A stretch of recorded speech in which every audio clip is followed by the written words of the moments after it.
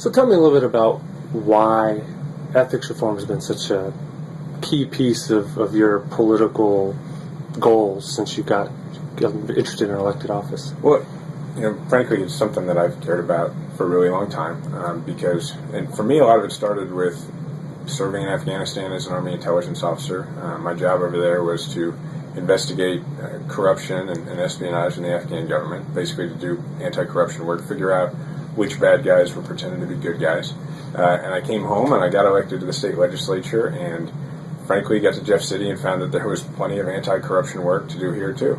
So what are the solutions? I mean, you've been at this for a while. What would you suggest the legislature take up and pass into law?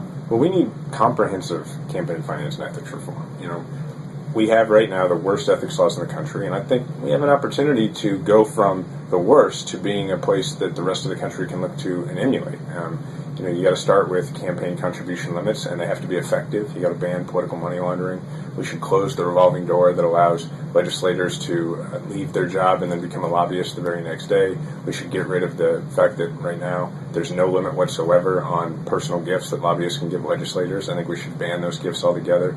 We should make sure that obstructing an investigation by the Missouri Ethics Commission is against the law, as it is with the Federal Election Commission at the federal level.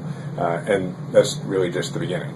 But we have an opportunity to make a huge change, and I think that we should. And are you optimistic that something like that can get through this legislature? Whenever people talk about optimism with things as far as campaign finance reform and ethics reform getting through the legislature, I feel like it's sort of like whether or not the legislature thinks that they can get this done right now or not is sort of like walking up on a drowning man and asking that person, what do you think your chances are of getting to the surface, right?